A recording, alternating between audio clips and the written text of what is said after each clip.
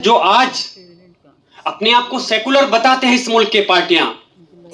मैंने ये बात संसद के अंदर भी कही थी कि इंशाल्लाह आने वाला वक्त इस मुल्क की आवाम सिर्फ मुस्लिम ही नहीं, दूसरी समाज से लोग भी उनको जवाब देने का काम करेंगे चुनाव के अंदर, जिस तरह से उन्होंने हमारे पीठ में छोड़ा घोंपने का काम किया है। हमारे वोट को हासिल करने का अधिकार ही नहीं है उनको, चाहे बिहार हो, आंध्र प्रदेश हो या उत्तर प्रदेश की पार्टियां हों। और उसके बाद में जब वक्त आएगा तो हमारे खिलाफ जो बीजेपी के साथ आप खड़े नजर आए, तो इंशाल्लाह उम्मीद है आने वाले वक्त में ऐसी पार्टियों को हम सब लोगों को मिलकर के सफाया करना है। और ये चीज तय करनी है कि सिर्फ हमें अपनी भाषणबाजी तकरीरों से नहीं, कि किस तरह से हम अपने इस बिल को, इस कानून को की मुखालफत कर करके इस जंग को जीतने का काम करेंगे। अस्सलाम वालेकुम और आदाब। मैं शुक्रिया अदा करता हूँ IMCR और APCR के सभी जिम्मेदार हजरात का कि उन्होंने एक जो इस वक्त हमारे मुल्क का बहुत अहम मौजू है उस पर जो पब्लिक मीटिंग की है। और यकीनन इस वक्त इस पूरे मुल्क के अंदर जगह जगह जो तंजीम हैं, हमारे वक्फ के बिल जो कि अब कानून की शक्ल ले चुका है, काफ़ी सारे प्रोग्राम हुए भी हैं और लोगों के तासुरात आए भी हैं। हमें खुशी है इस चीज़ की कि जहां इस लड़ाई को लड़ने के लिए जो मसला इस मुल्क के मुसलमानों से जुड़ा है, लेकिन हमारे इस जंग को लड़ने के लिए हमारे त्रिपाठी जैसे हमारे सरपरस्त, हमारे जिम्मेदार लोग भी हमारी इस जंग के साथ हैं। मैं उनका भी तहे दिल से शुक्रिया अदा करता हूँ। जनाब, मेरी इस जो वक्त बहुत नाजुक है और ये कहने में मुझे कोई परहेज भी नहीं, इस मुल्क के अंदर सरकार जो बिल लेकर के आई वक्फ के ऊपर,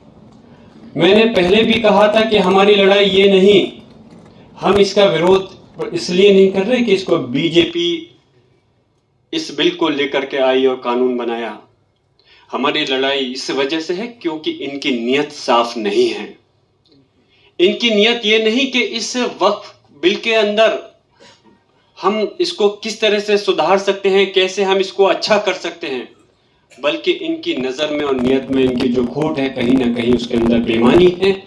और इस वजह से आज हम जगह जगह, अभी इसको आंदोलन तो नहीं कह सकते, लेकिन जो हम अपना मुजाहरा कर रहे हैं वो उसकी एक अभी शुरुआत है। और ये हमारा कानूनी अधिकार है कि अगर कोई सरकार जो हमारे संवैधानिक अधिकार है, अगर उनको छीनने का काम करना चाहे तो हमारा फर्ज बनता है हम लोग आगे बढ़कर करके उसकी मुखालफत करें। अगर हम उसकी मुखालफत नहीं करेंगे तो फिर मैं पूछना चाहता हूं, इस मुल्क के अंदर जो संविधान है, फिर उसका मतलब क्या रह जाएगा। आज अगर आपको वाकई में इस वक्फ के में अगर आप चाहते थे ईमानदारी के साथ कि इसकी परेशानियों को, कमियों को दूर करें, तो मैंने कहा था हमारे जो जिम्मेदारान हैं उनसे बैठकर करके एक मीटिंग करते और उसके बाद में क्या परेशानियां हैं उस पर दूर करने के लिए उस पर आप कोशिश करते, तो यकीनन हमारा भी साथ आपके साथ होता। लेकिन जिस तरह से इस बिल को जबरदस्ती ला करके रात के 2-2, ढाई बजे तक संसद को चलाकर, हमें इस चीज का मसला नहीं कि संसद को 2:30 बजे चलाया गया। अगर हमारी कौम के लिए या हमारे मुल्क के लिए 24 घंटे भी आप संसद को चलाओगे तो हम पूरी तरह से आपका साथ देने के लिए तैयार हैं। लेकिन इसलिए नहीं कि तुम हमारे अधिकारों को छीनने के लिए संसद का सत्र 2:30 बजे तक चलाओ और जबरदस्ती ऐसे बिल को कानून बना करके हमारे ऊपर थोपने का काम करते हो। जो हमारे इस देश की सबसे बड़ी अदालत माननीय सर्वोच्च न्यायालय के अंदर जब ये मामला गया तो मैंने भी फिक्रमंद होकर करके एक रिट दायर की। और पार्लियामेंट के अंदर भी मैं सिर्फ ये नहीं कह रहा कि मैं यहाँ पार्टी के लिए बात करने आया हूँ, लेकिन हकीकत में हमने हमारे साथ के जो पार्टी के सांसद हैं, समाजवादी पार्टी ने या और जो विपक्ष की पार्टियां हैं, मैं उनका भी शुक्रगुजार हूं, पूरी मजबूती के साथ में इस बिल का विरोध करने का काम किया था। लेकिन हम जानते हैं कि सिर्फ वो बिल उस संसद के अंदर हमारी आवाज से वापस नहीं हो सकता था, क्योंकि वोट के अधिकार जितने ज्यादा जिसका नंबर होगा उसको उन्होंने पास करा लिया। लेकिन हकीकत है जो आज अपने आप को सेकुलर बताते हैं इस मुल्क के पार्टियां, मैंने ये बात संसद के अंदर भी कही थी कि इंशाल्लाह आने वाला वक्त इस मुल्क की आवाम सिर्फ मुस्लिम ही नहीं दूसरे समाज से लोग भी उनको जवाब देने का काम करेंगे चुनाव के अंदर, जिस तरह से उन्होंने हमारे पीठ में छोड़ा घोंपने का काम किया है। हमारे वोट को हासिल करने का अधिकार ही नहीं है उनको,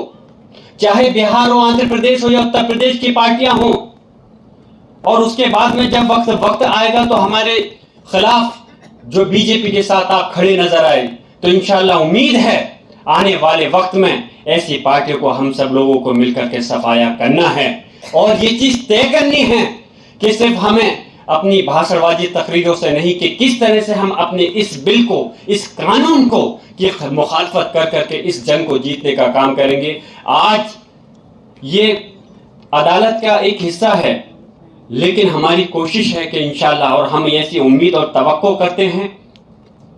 कि अभी इस मुल्क के अंदर अदालत के अंदर इंसाफ मिलने की हमें उम्मीद है और उसी उम्मीद के जरिए से हम इस अदालत के अंदर गए हैं। जैसे भी नदीम साहब और त्रिपाठी साहब ने बताया, संभल के ऊपर भी जिक्र किया, क्या संभल को कौन भूल सकता है। जब CNRC की बात हुई थी तो जहां दिल्ली के अंदर शाहीन बाग के अंदर पूरी मजबूती के साथ अगर हमारी बहनों ने और हमारे बुजुर्ग नौजवानों ने धरना प्रदर्शन किया CNRC के खिलाफ, तो अल्लाह का करम है, मैं फख्र से कह सकता हूं हमारा संभल पीछे नहीं रहा और आखिरी वक्त तक हमारे नौजवान को शहीद कर दिया गया। उसके बावजूद भी एक धरना प्रदर्शन करके, क्योंकि वो मसला सिर्फ संभल से नहीं था बल्कि हमारी पूरे मुल्क की कौम से जुड़ा हुआ मसला था, तो हमारे लोगों ने शहादत भी दी, उसके बावजूद भी पीछे नहीं हटे। अभी हमारी संभल की शाही जामा मस्जिद किस तरह से जल्दबाजी के अंदर केस डाला गया और उसके ऊपर जजमेंट भी आया, सर्वे भी हुआ, हमारे लोगों की जान भी चली गई, लेकिन उसके बावजूद भी आज हम अल्लाह के करम से उस लड़ाई को लड़ने का काम कर रहे हैं। मेरी दुआ है आपसे, मैं आपसे दरख्वास्त है कि आप लोग दुआ करें और साथ भी दें। मैं अपनी बात को मुख्तसर करते हुए कि याद रखना, जो सरकार कहती है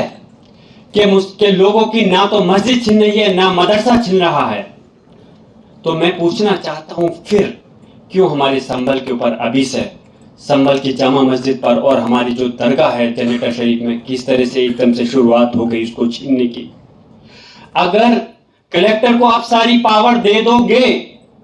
तो यकीनन कलेक्टर सरकार का गुलाम होते हैं और जो सरकार कहेगी उनको वही काम को अंजाम देना है। और अगर मस्जिद और मदरसे सारे हमारे वक्त से जुड़े होते, कब्रिस्तान हो, खानका हो, और मैं तो ये कहता हूं कि सिर्फ इस जगह पर मस्जिद मदरसे नहीं बल्कि हॉस्पिटल्स और एजुकेशन के हमारे दायरे भी, तालीम के दायरे भी हैं, जिनसे कि हमारे गरीब लोगों को, सिर्फ मुस्लिम लोगों को नहीं बल्कि दूसरे तबके के लोग भी उससे वो फैज़याब हो रहे हैं। अगर सरकार चाहती थी कि इसके अंदर सुधार होना चाहिए, तो तुम सरकार हमारी जमीन को छीनने के लिए नहीं बल्कि इस चीज पे कोशिश करते, जिन बड़े बड़े लोगों ने